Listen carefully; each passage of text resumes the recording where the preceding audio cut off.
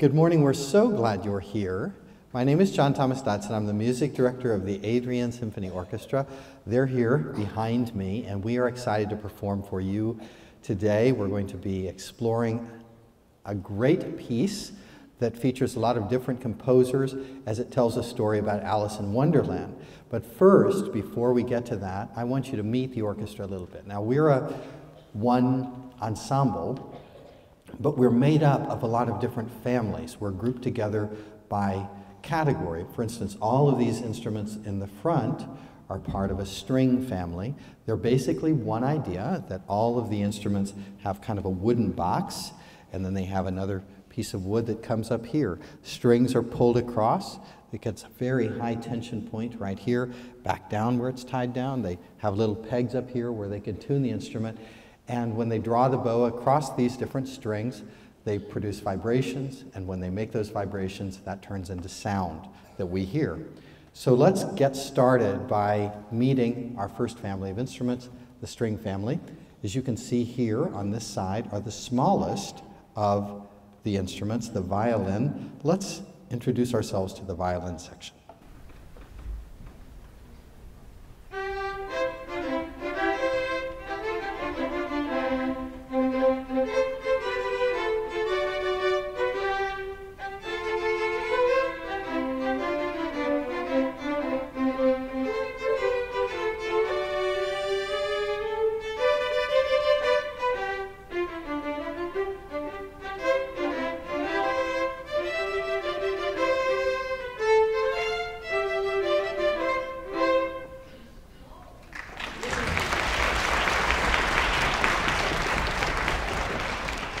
So you've already met one of these instruments, the violin. Let's compare that with the viola.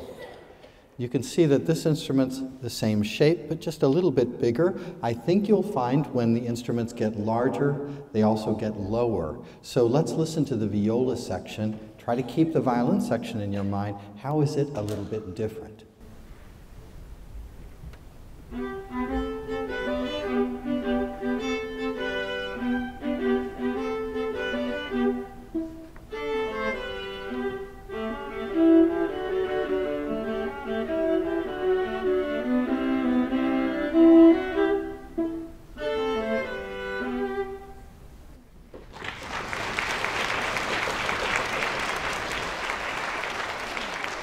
As these instruments get larger, sometimes we can't even hold them on our shoulders anymore. We have to place them on the floor. So we have a little stick that comes out the bottom of the instrument and a little piece on the floor that keeps it from sliding.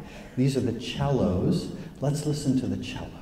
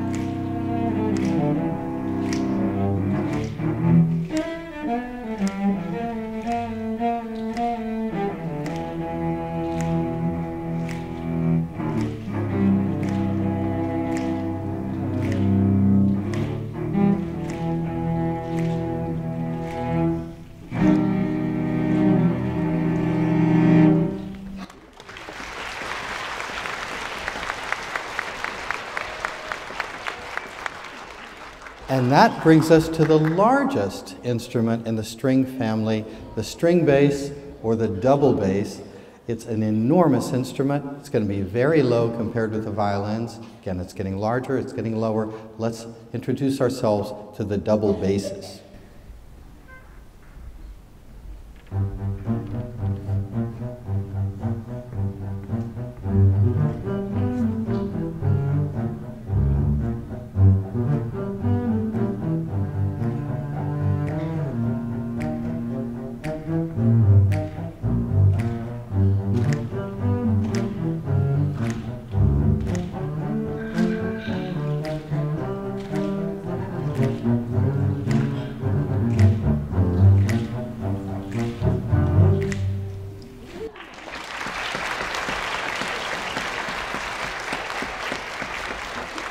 So now that you've met the first family of instruments, let's look at the next one.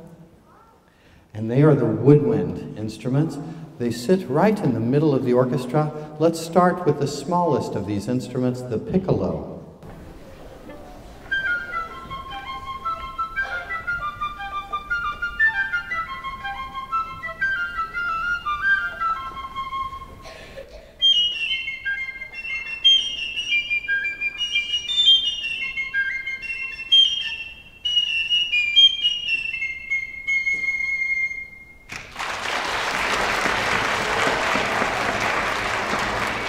Now, compare that sound with the flute.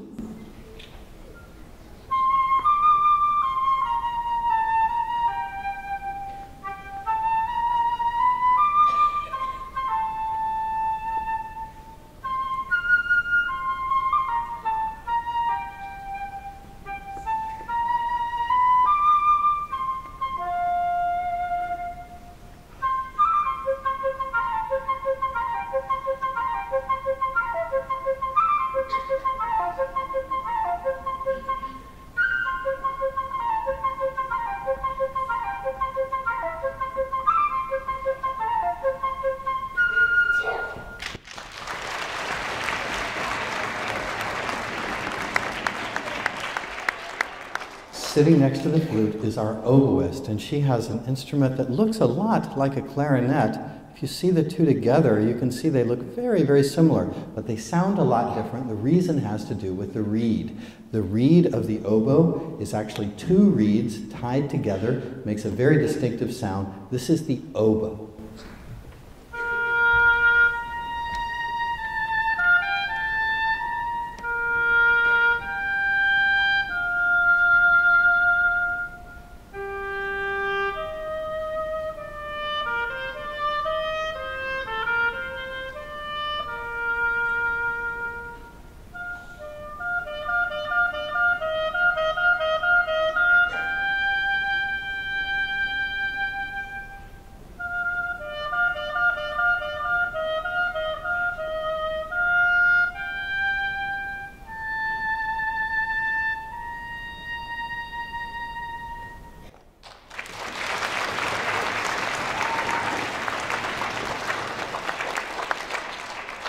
Now comes the clarinet. Again, it looks like the oboe, has one reed shaped quite a bit different. It makes a very different sound, beautiful sound. This is the clarinet.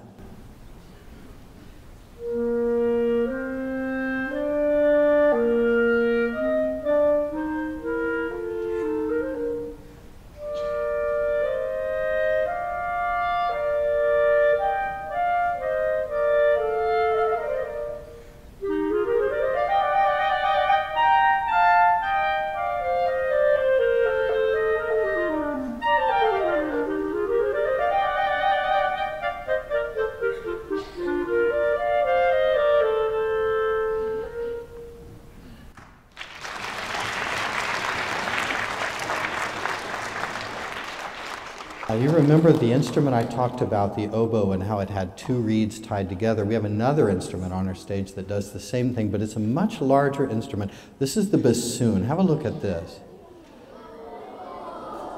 Okay, let's find out what the bassoon sounds like.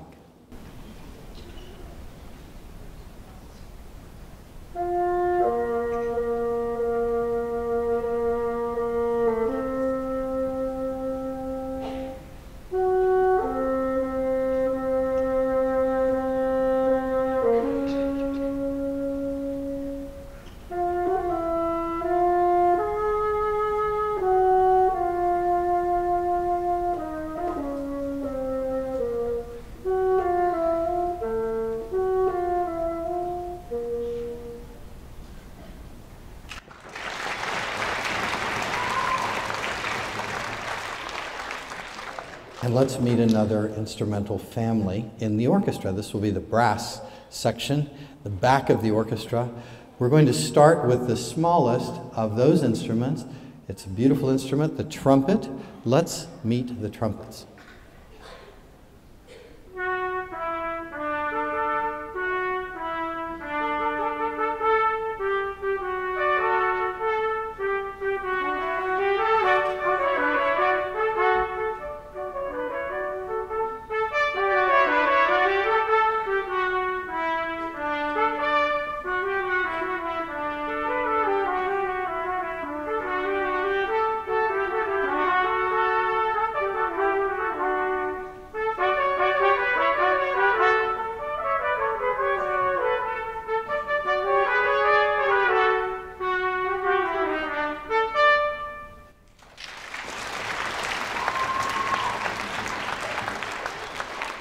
sitting right in the middle of the stage, the horns sitting next to the trumpets. Very beautiful instrument that's so long we have to wrap it up in a little circle so that we can keep it in our hands. And let's listen to the horns.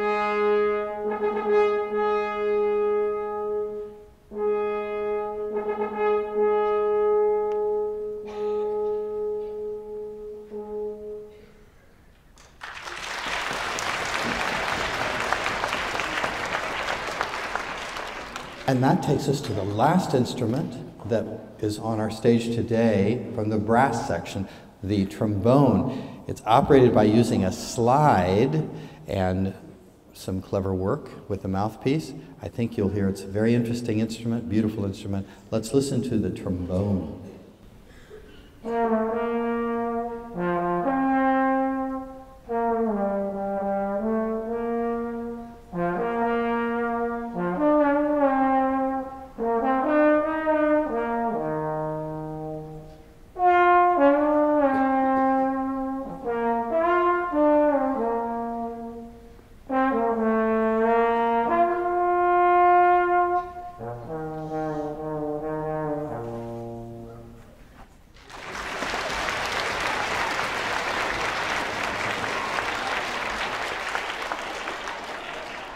Now the last family we're going to show you today is the percussion family.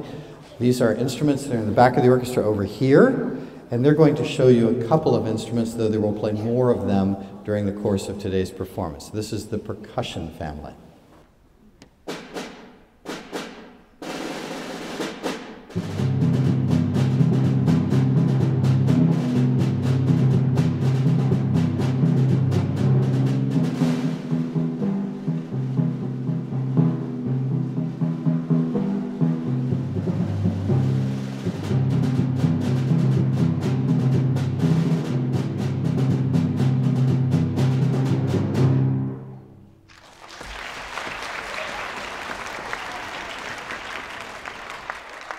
So now you've met the whole orchestra, and let's get on with the next part of our program, where we're going to tell you the story of Alice in Wonderland. And for that, we have an assistant, someone who's going to do a great job today. I want you to meet her now. Her name is Erin Ewan, our narrator for Alice.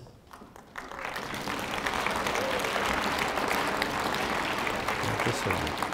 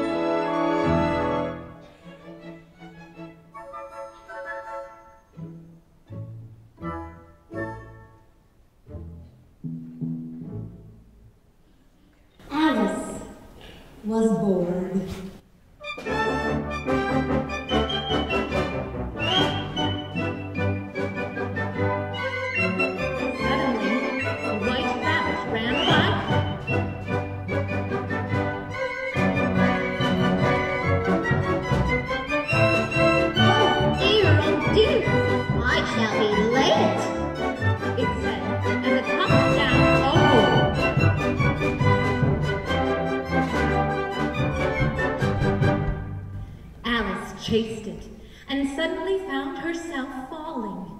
Down, down, down she slid, until she landed on a heap of leaves in a long hall filled with doors, all locked. On a table was a tiny key, and to her delight, it fit a tiny door. Through the door, Alice saw a beautiful garden, but Alice was too big to squeeze through the door. However, back on the table was also a bottle with the words, "Drink me." So, she did. "What a strange feeling," said Alice as she began to shrink. Soon, she was only 10 inches high, so she scooted easily through the door and into the garden.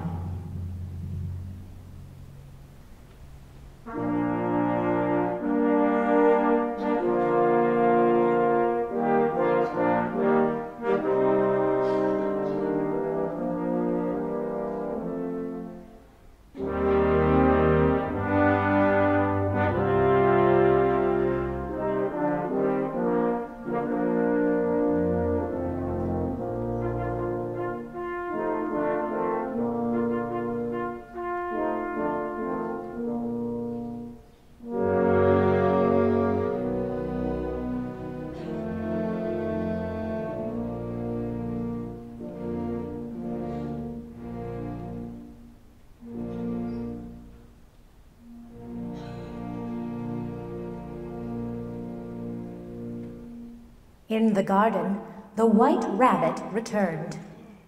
"Oh, the Duchess! She'll be so angry if I've kept her waiting," he said as he scurried by. Alice looked round the garden and saw a large mushroom growing nearby, about the same height as herself. As she looked over the edge of the mushroom, she saw a large caterpillar sitting on the mushroom, smoking a long pipe. "Who are you?" asked the caterpillar. "Well, sir, I think I know who I was when I got up this morning, but being so many different sizes in a day has me confused." "What size do you want to be?" it asked. "Oh, I'm not particular as to size." The caterpillar got down off the mushroom.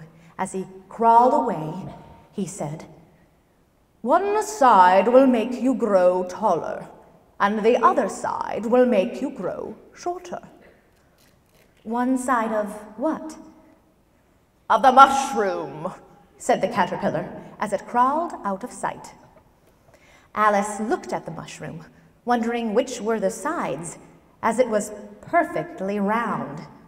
So she broke off a bit with each hand. Alice ate a little in the right hand, and suddenly she felt her chin hit her floor, hit her foot. She was shrinking fast, so she bit some from the other hand. In a moment, all she could see was a sea of green leaves, treetops, that lay far below her as she towered above them. So she carefully nibbled one and then the other until she had become her normal height.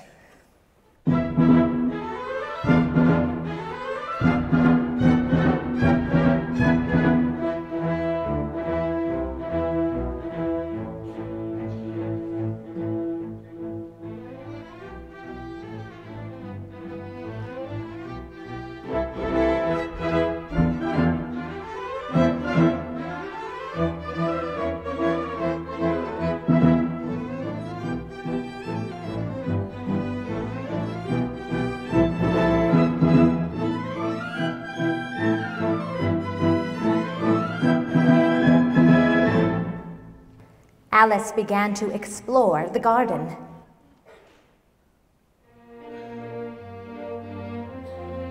Walking along, Alice came upon a little house. So Alice went up to the door, knocked, and went inside. The door led into a large kitchen full of smoke. The Duchess was sitting on a stool in the middle, nursing a baby, while the cook was leaning over the fire, stirring a large pot of soup. Achoo! There's too much pepper in that soup, Alice sneezed. Even the Duchess sneezed, and the baby was sneezing too. The only things in the kitchen that did not sneeze were the cook and a large cat, which was sitting on the hearth, grinning from ear to ear. Why does your cat grin like that? It's a Cheshire cat, answered the Duchess. I didn't know that Cheshire cats grinned. They all can, and most of them do, said the Duchess. And she kept tossing the baby up and down, and the poor little thing was squealing so loud that Alice could hardly hear. You nurse it, the Duchess said, tossing the baby at Alice. I must get ready to play croquet with the Queen. Alice caught the baby and took it outside. Suddenly, to Alice's surprise, the little thing grunted. She looked into its face and saw that the baby was a pig. So she set the pig down and it scurried off.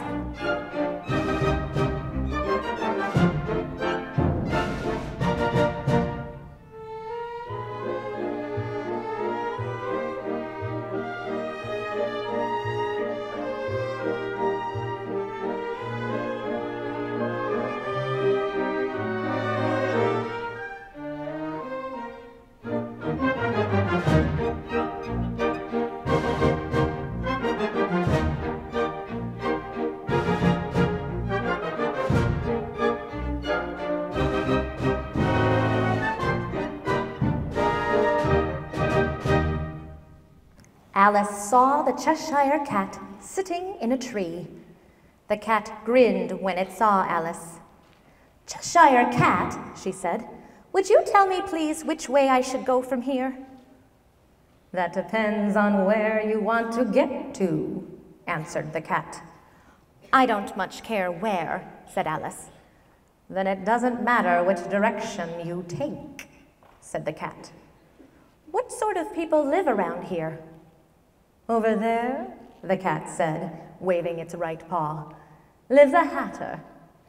In the other direction lives a rabbit called the March Hare. Visit either you like. They're both mad. You mean angry? Said Alice. No, I mean crazy. But I don't want to go among crazy people, Alice remarked. Oh, you can't help that, said the cat. We're all crazy here. How do you know that you're crazy? For instance, a dog growls when it's angry and wags its tail when it's pleased. Now I growl when I'm pleased and wag my tail when I'm angry. You see what I mean? I call it purring, not growling, said Alice. Call it what you like, said the cat.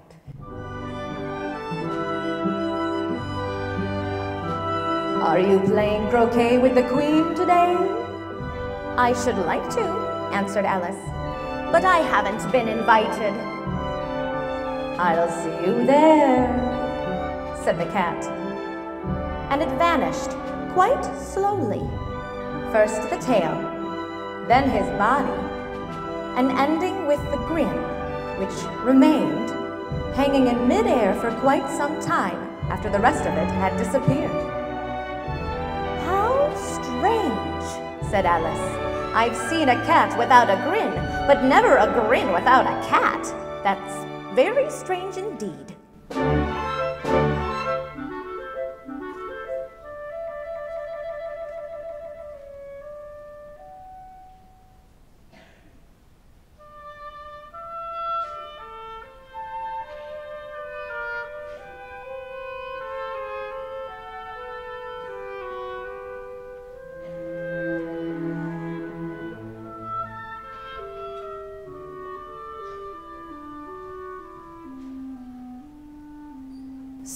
Alice came to the house of the March Hare.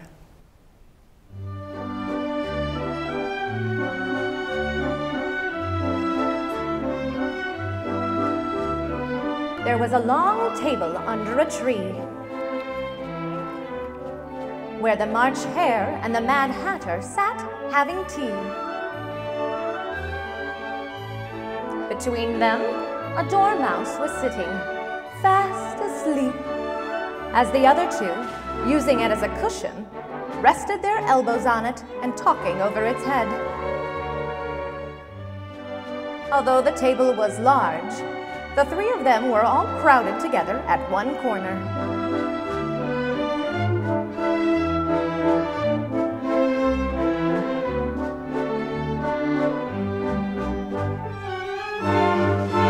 "There's no room for another," they both cried when they saw Alice. "Nonsense!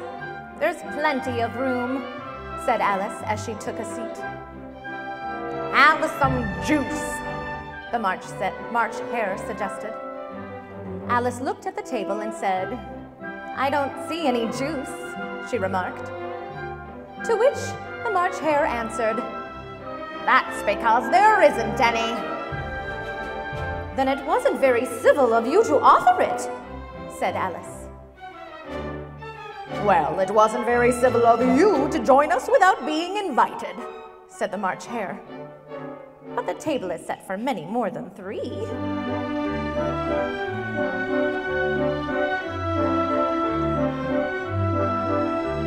"What day of the month is it?" asked the Hatter, taking out his pocket watch. "The 4th, answered Alice. "Just as I thought. This watch is 2 days off," sighed the Hatter. "What a funny watch," Alice noticed. "It tells the day of the month, but not what time it is." "Why should it tell the time?" muttered the Hatter. "Does your watch tell you what year it is?" "Of course not," Alice replied. "It stays the same year for a long time." "Which is just the same as mine," said the Hatter. "This conversation is a waste of time," Alice replied. "If you knew him as well as I do," said the Hatter. "If I knew who?" asked Alice. "Time," said the Hatter. "If I knew time? I'm confused," said Alice. "The two of us quarreled last March at the great concert given by the Queen of Hearts. I was one of the performers and had to recite, 'Twinkle, twinkle, little bat, how I wonder what you're at.' Do you know it?" "I've heard something like it," answered Alice. It continues, "Up above the world you fly, like a tea tray in the sky." The dormouse began to sing in his sleep, "Twinkle, twinkle, twinkle, twinkle." They had to pinch him to stop. "Well, I'd hardly finished the first verse when the Queen jumped up and shouted, 'He's murdering the time! Off with his head!'" "How dreadful!" exclaimed Alice. "And ever since," the Hatter went on, "time won't do a thing I ask. It's always 6 o'clock now. It's always tea time. And because of that, we've no time to wash the things we've used." "And so you keep moving round the table?" asked Alice. "Exactly," said the Hatter, "as the saucers and cups get used up." "But what happens when you come to the beginning again?" Alice asked. "Suppose we change the subject?" the March Hare interrupted. Alice was confused. "I don't think—" "Then you shouldn't talk," rejoined the Hatter. Well, this rudeness was more than Alice could bear, so she got up and walked off. Soon, Alice found herself back in the garden among the bright flowers and fountains. A large rose bush stood near the entrance of the garden. The roses growing on it were white, but there were 3 gardeners at it, busily painting them red. When they saw Alice, all of them bowed. "Why are you painting those roses?" asked Alice timidly.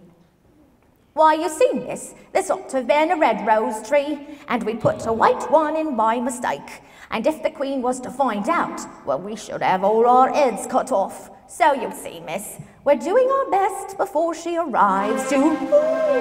The Queen is coming! And the three gardeners instantly threw themselves flat upon the ground.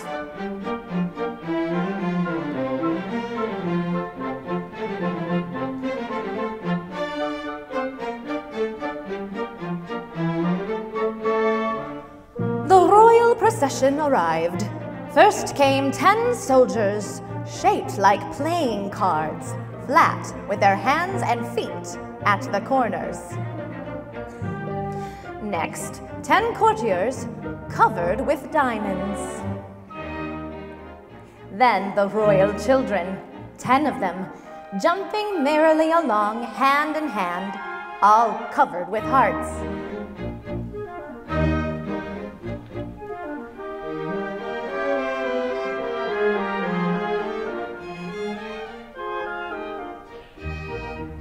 Next came the guests, mostly kings and queens of clubs and spades. And among them, Alice saw the White Rabbit, smiling nervously at everything that was said, passing by without noticing her. Then followed the Knave of Hearts, carrying the king's crown on a velvet cushion. And finally came the King and Queen of Hearts. When the procession came to Alice, they all stopped and looked at her. And the Queen said, "Who is this? What's your name, child?" "My name is Alice, Your Majesty." "And who are these?" the Queen inquired, pointing to the gardeners lying down on their faces. And she commanded, "Turn them over." The knave did so very carefully with one foot. "Get up," said the Queen, and the gardeners jumped up and began bowing. "What have you been doing here?" "Your Majesty, we were trying to..." "Yes, I can see what you were trying to do. You planted the wrong roses and were trying to keep me from your mistake," said the Queen. Then she shouted toward her soldiers, "Off with their heads!" And the procession moved on. 3 soldiers remained behind to execute the poor gardeners, who ran to Alice for safety. Alice put them into a large flower pot while the 3 soldiers were bowing to the Queen as she and her retinue receded from view. Since they hadn't seen Alice hide the gardeners, the 3 soldiers wandered about for a moment and then quietly marched off to join the others. "Are their heads off?" asked the Queen. "Their heads are gone, if it please your Majesty," the soldiers replied. Then the Queen called to Alice. "Can you play croquet?" "Yes," shouted Alice. "Come on then," roared the Queen. "Everyone, to your places."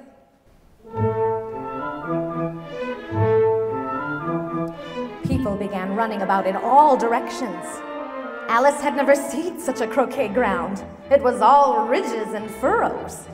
The balls were live hedgehogs, the mallets live flamingos they held by the feet. And the soldiers had to bend over to stand on their hands and feet to make the arches. As they played, the Queen went stamping about, shouting, "Off with his head!" and "Off with her head!" every minute or so. Alice was looking for a way to escape.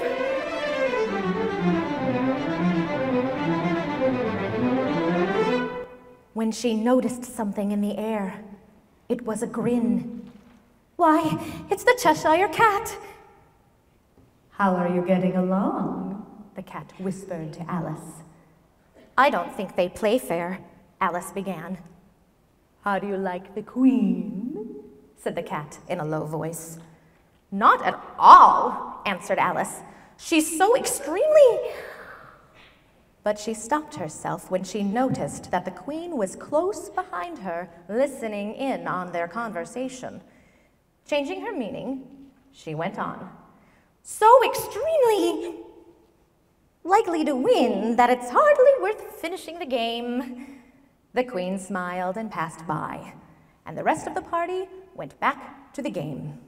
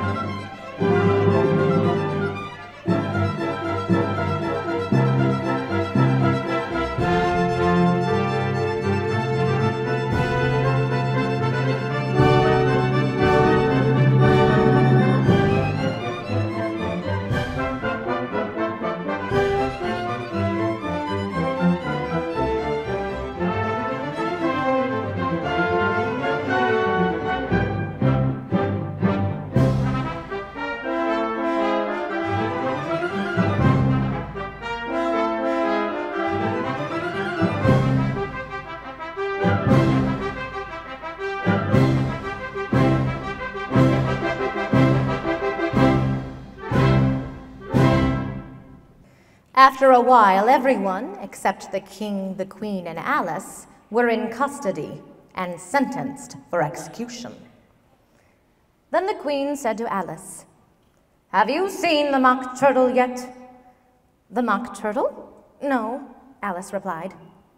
"Come on, then," said the queen, "and he shall tell you his story."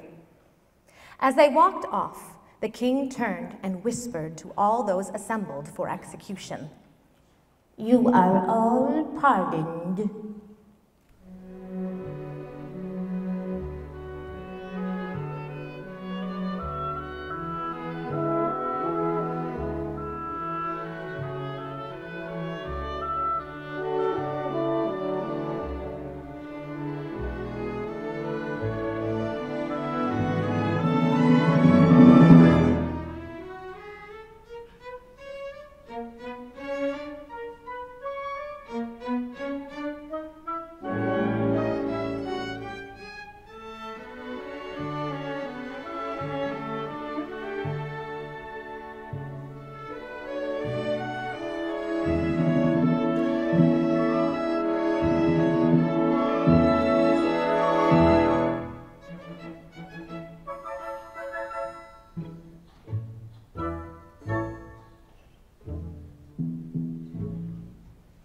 They came upon a sleeping griffin, which had the body of a lion and the head and wings and beak of an eagle.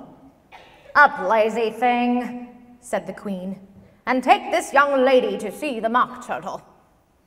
The griffin sat up and rubbed its eyes. It watched the queen till she was out of sight. Then it chuckled. What fun. "What?" said Alice.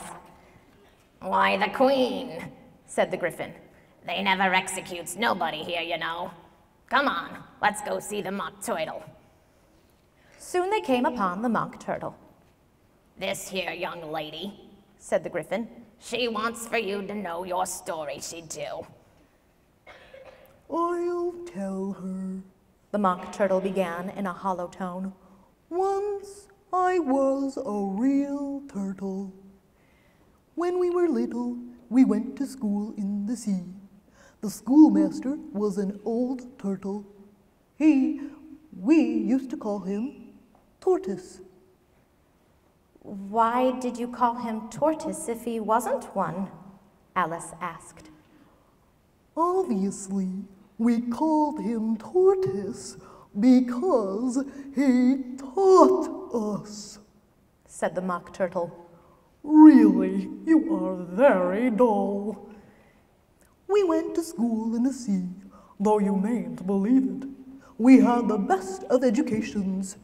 At our school, they offered classes in French, in music, and even washing. which cost extra. You couldn't have needed washing much, said Alice, living at the bottom of the sea. I wouldn't know. I couldn't afford to learn it, said the Mock Turtle with a sigh. I was a scholarship student, so I only took the regular course. What did that include? Inquired Alice. Reeling and writhing, The Mock Turtle replied. and then the different branches of arithmetic: ambition, distraction, uglification, and derision. I never heard of uglification, Alice ventured to say. What is that? The griffin lifted up both its paws in surprise. What? Never heard of uglifying? It exclaimed. Surely you know what it is to beautify, I suppose. Why, yes, said Alice doubtfully. It means to make a thing prettier. Well then, if you don't know what to uglify is, you truly are a simpleton. The griffin interrupted. Tell her about the dances now.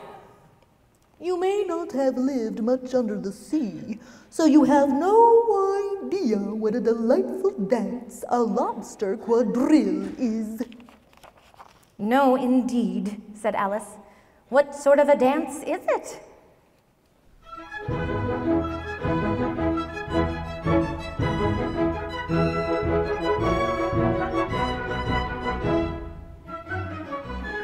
Well, said the griffin.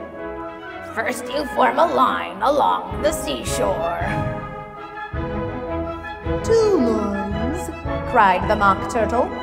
Seals, turtles, salmon, and so on. Then, after you've cleared all the jellyfish out of the way...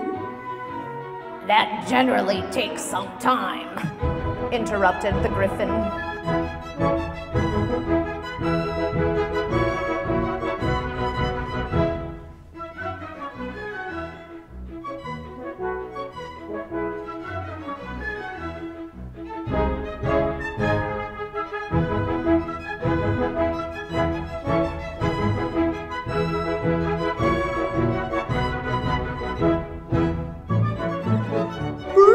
Advance twice. Each with a lobster as a partner. Of course, advance twice, face your partner, turn right, change lobsters, and then step back into line. In the same order, but of course, with your new partner.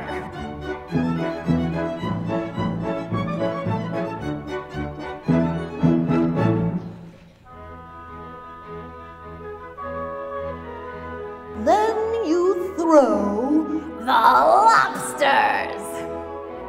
Yes, the lobsters, as far out to sea as you can.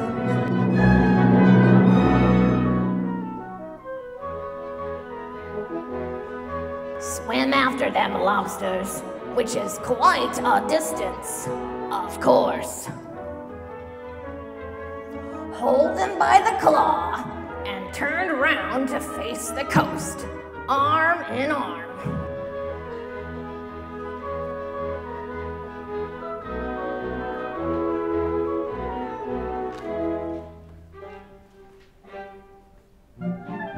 And then you bring the lobsters all back to land again together and assemble everyone for one final promenade.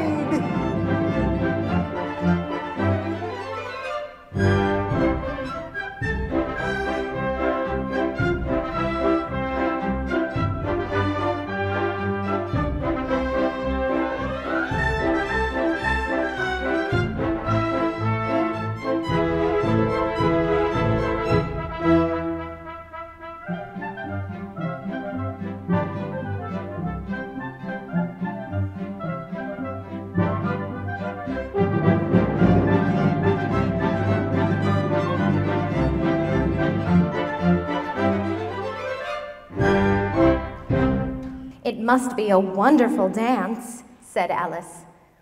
Would you like the Mock Turtle to sing you a song? The Gryphon asked. Oh, please, if he would be so kind, Alice replied. So they all listened as the Mock Turtle sang, or, to be more accurate, hummed a tune.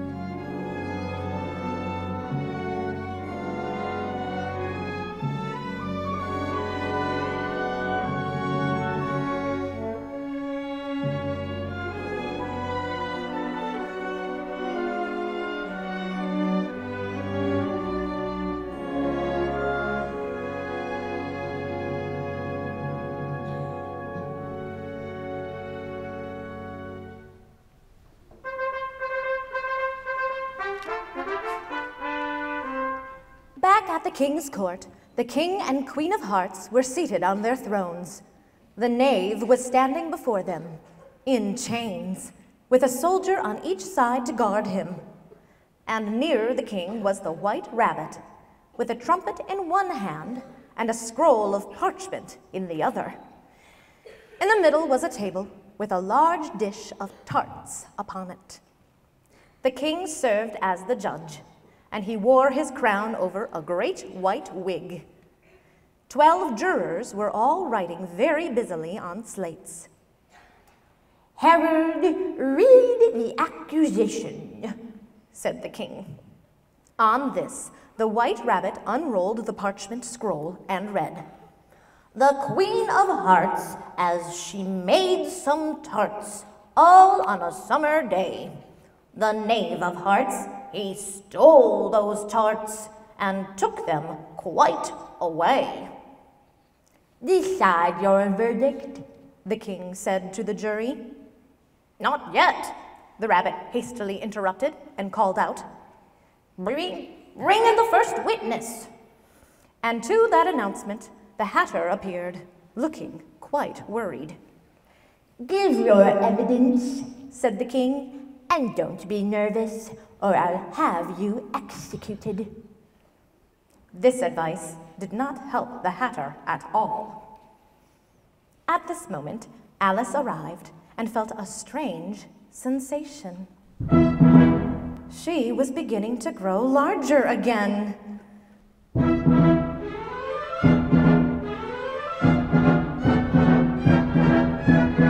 The king shouted, "Silence!"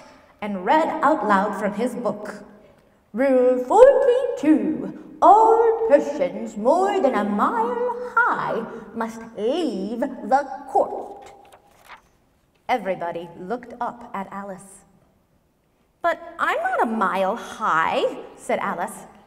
Oh, yes, you are, said the king. Nearly 2 miles high, added the queen. Well, I won't go, said Alice. And besides, that's not a regular rule. You made it up just now. It's the oldest rule in the book, said the king. If it's the oldest rule, it should be rule number 1, said Alice. The king turned pale and shut his book. What is your verdict? He said to the jury. No, yelled the queen. Sentence first, verdict afterwards. Off with his head. Stuff and nonsense, said Alice loudly. The very idea of having the sentence first. Hold your tongue, shouted the Queen. I won't, said Alice firmly.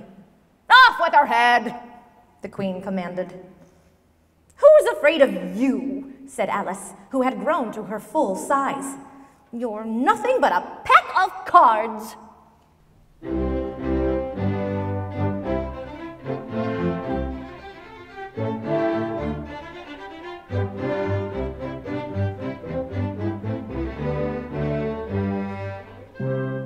Then all the soldier cards leapt up and began jumping all over Alice.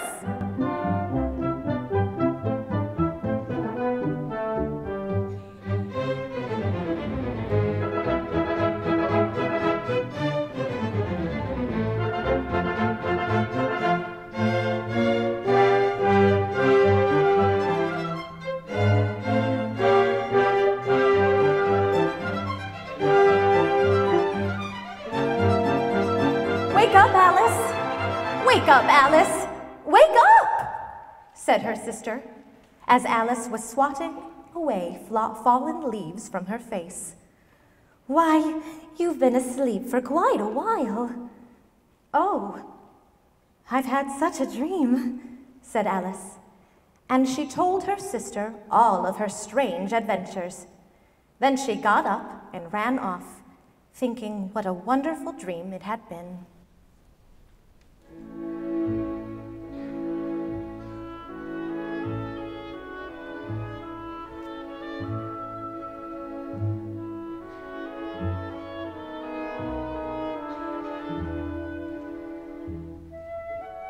But her sister sat still, leaning her head on her hand, watching the setting sun, and thinking of Alice's wonderful adventures, and wishing she had enjoyed such a dream.